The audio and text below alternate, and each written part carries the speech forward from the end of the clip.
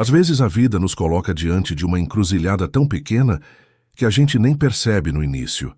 Um momento discreto, um detalhe que parece irrelevante, e é justamente ali que se decide o resto da nossa história. Fique comigo até o final, porque o que eu vou contar agora pode parecer simples, mas carrega uma verdade que costuma transformar trajetórias.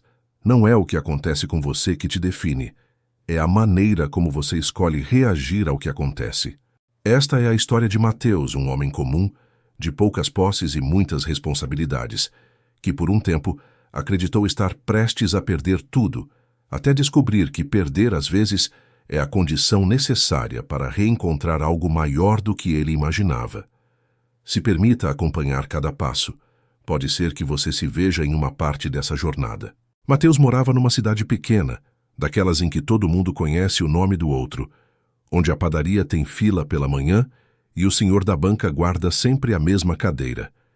Ele trabalhava como ajudante em uma marcenaria local desde jovem, não por vocação exclusiva, mas porque ali aprendeu a dignidade do trabalho com o próprio suor. Era um homem de mãos calejadas, olhar tranquilo e sorriso tímido. Não tinha pressa para ser rico. Apenas queria viver com a cabeça erguida e arcar com o cuidado de sua mãe, que vivia doente e dependente de pequenos remédios e da companhia do filho. A casa onde moravam era simples. Chão de cimento lavado, uma mesa de madeira que sustentava tantas refeições quanto preocupações, e fotografias antigas que lembravam de tempos melhores. Os dias de Mateus se repetiam como quem bate martelo.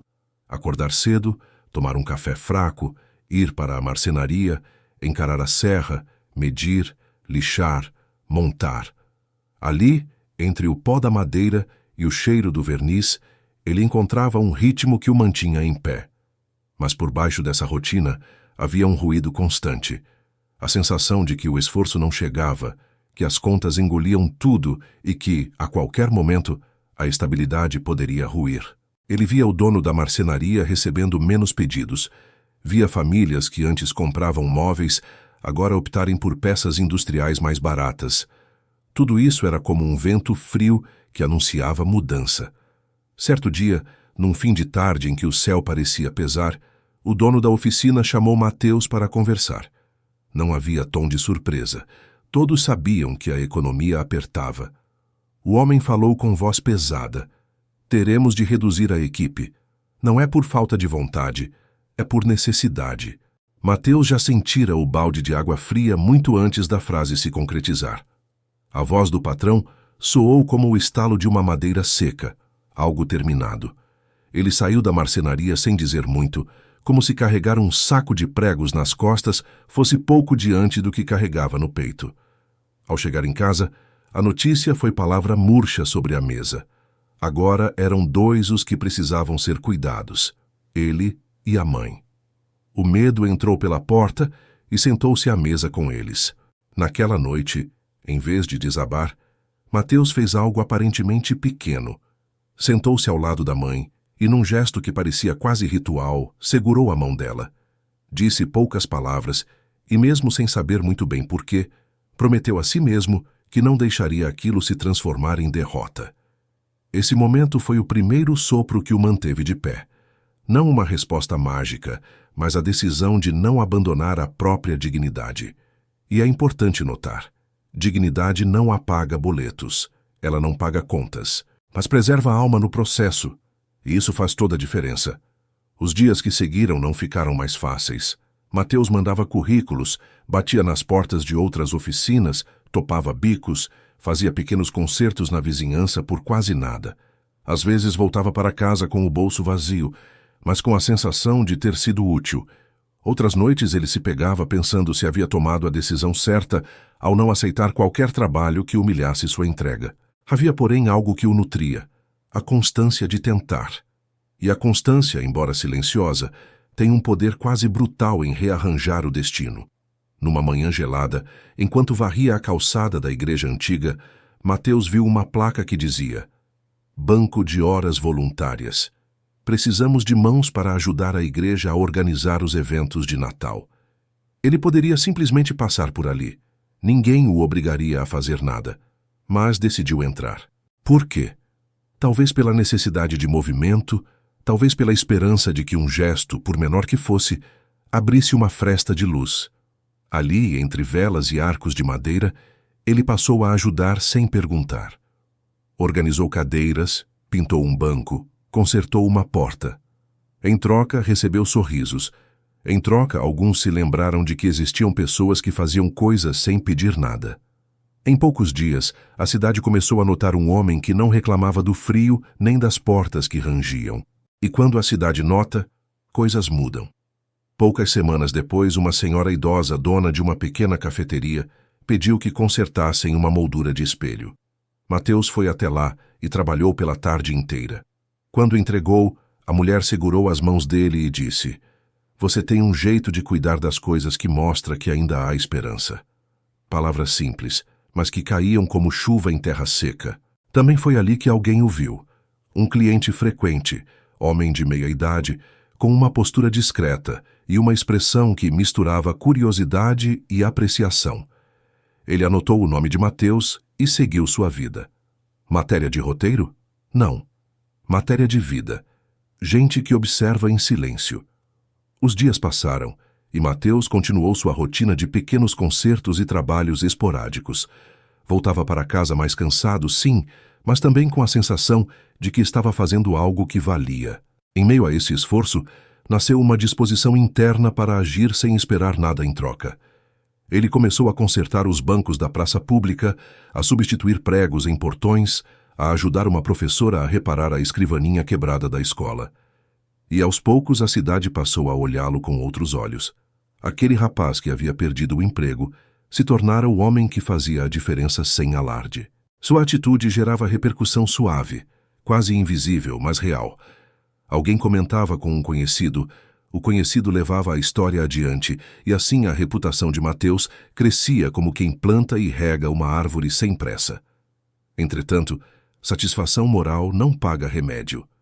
A economia doméstica continuava apertada, e a mãe de Mateus, fragilizada, precisava de exames. Uma noite, sentado na cama, com a conta de energia por vencer e o celular com notificações que ele evitava abrir, Mateus olhou para a chave que havia ganhado de um avoado proprietário de uma velha loja. A chave era pequena, sem brilho, mas para ele representava algo maior, a oportunidade de reerguer-se. Ele tomou uma decisão simples e corajosa. Iria pedir trabalho em qualquer lugar que tivesse móveis, madeira ou qualquer peça que precisasse de reparo. Talvez fosse tarde, talvez não. O que era certo é que ele não ficaria parado. Um dia, o tal cliente da cafeteria que tanto o observava entrou na marcenaria nova que surgia na rua principal. Ele tinha olhos que notavam detalhe e, naquela véspera de primavera, aproximou-se de Mateus. "Você é aquele que conserta a moldura?" perguntou.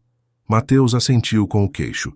O senhor sorriu com gentileza e disse: "Meu nome é Ricardo. Tenho um negócio pequeno.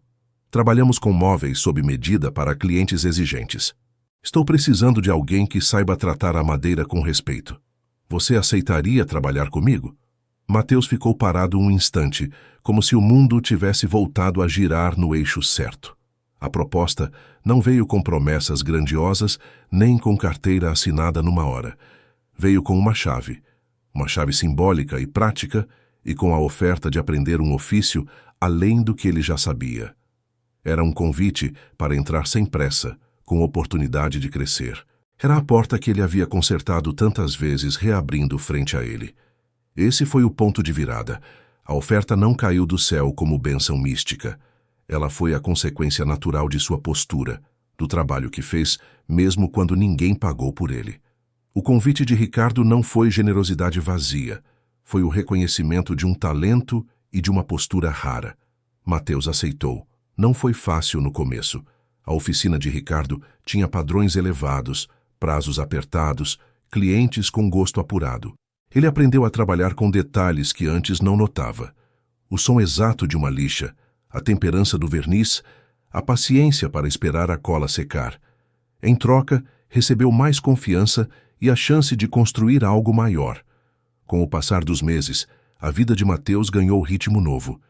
Ele continuava humilde, Mas agora havia um projeto que o guiava: fazer peças com alma e vender o trabalho bem feito. Aos poucos, os clientes começaram a notar a diferença. Um móvel feito por mãos que cuidam fala mais alto do que uma etiqueta cara. As pessoas começaram a encomendar peças, a recomendar a oficina de Ricardo, a perceber que pagar por qualidade é, muitas vezes, um investimento em durabilidade e beleza. O que antes era escassez passou a se tornar possibilidade.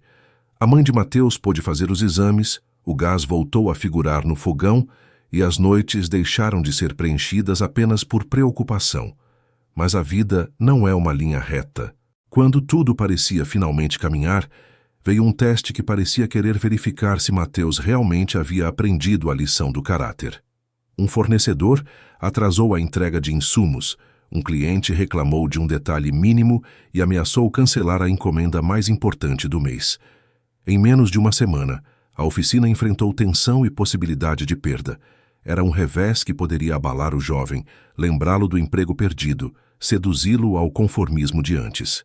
No entanto, algo em Mateus já havia mudado. Ele não mais via as dificuldades como um muro irremovível, mas como degraus que precisavam ser escalados.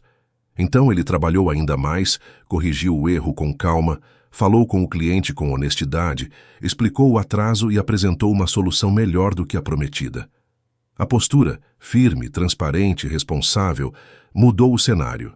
O cliente aceitou o reparo e a oficina ganhou não só a encomenda, mas a confiança.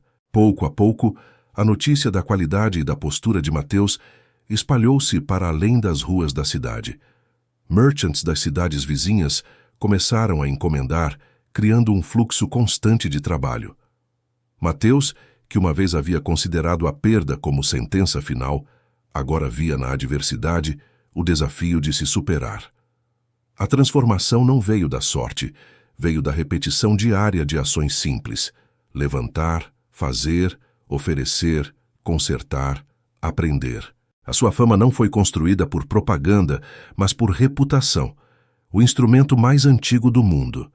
Com o tempo, Ricardo, o homem que lhe dera a chance, passou a ver no ex-ajudante não um empregado qualquer, mas um potencial herdeiro do ofício. Ele passou a ensinar-lhe segredos da arte da marcenaria fina, a confiar-lhe projetos importantes, a expor-lhe clientes e lições de administração. Mateus absorvia tudo com humildade e disciplina. Em vez de se achar curado, ele sabia que precisava perseverar. E assim a oficina começou a crescer, contratar pessoas que antes não tinham emprego e transformar a economia local. O jovem que um dia sentira a vergonha da demissão tornou-se referência, e a cidade que antes o via com pena agora o via com respeito. O mais bonito dessa história, no entanto, não foi apenas a recuperação financeira. O que tocou e transformou a vida de Mateus e das pessoas ao seu redor foi o caráter que brotou em meio ao processo. Ele nunca se esqueceu das horas em que trabalhou de graça, nem da senhora que lhe deu pão como reconhecimento. Ele manteve a mesma forma de tratar os clientes com respeito, paciência e honestidade. A oficina passou a dar oportunidades a quem precisava, a oferecer crédito onde era justo, a ensinar jovens que desejavam aprender. Mateus entendeu que a prosperidade genuína não está em acumular, mas em multiplicar aquilo que você aprendeu a construir. E chega o momento em que toda a história precisa de uma palavra a mais. Qual é a sua atitude hoje? Porque é possível que você esteja passando por algo parecido, talvez não a mesma circunstância, mas a mesma sensação de exaustão. Onde está a sua chama? Você vai deixá-la apagar ou vai soprar sobre ela com perseverança? Mateus não era especial por um dom mágico. Ele era especial pela escolha repetida de não sucumbir ao desânimo. Ele fez algo que você também pode fazer. Cuidou de pequenas coisas, assumiu responsabilidades discretas e fez com excelência aquilo que passava por suas mãos.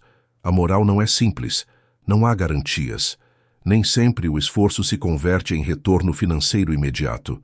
Há perdas que não se recuperam, mas o que a história enseja é isto: quando você se comporta com integridade, isto é, quando suas ações refletem honestidade, trabalho bem feito e empatia, o mundo tende a se reorganizar ao redor dessa postura.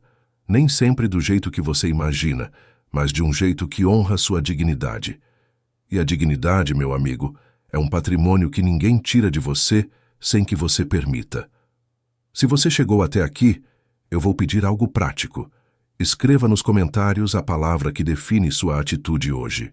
Pode ser persistência, fé, coragem, paciência, o que vier do seu coração. Compartilhe também uma pequena situação em que você escolheu agir com dignidade em vez de se render. Eu leio cada comentário e, sempre que posso, respondo. Sua história importa e pode inspirar alguém que está do outro lado da tela justamente agora, numa noite difícil. Antes de terminar, 2 pedidos. Se esta história tocou algo em você, curta o vídeo. Isso ajuda outras pessoas a encontrarem essa mensagem. E inscreva-se no canal para receber mais histórias como esta, todas pensadas para lembrar que a vida muda quando mudamos a maneira de enfrentar o que nos acontece. Se quiser, compartilhe este conteúdo com alguém que você acredita que precisa ouvir que, muitas vezes, a porta se abre para quem não perdeu a coragem de consertar o mundo, mesmo quando o mundo parecia desmoronar. Lembre-se, raramente a vida responde à pressa. Ela responde à persistência, à atitude que escolhe fazer o bem mesmo sem plateia e à humildade de começar de novo quantas vezes for preciso. Mateus não teve sorte, ele teve atitude. E você? Que atitude escolhe hoje?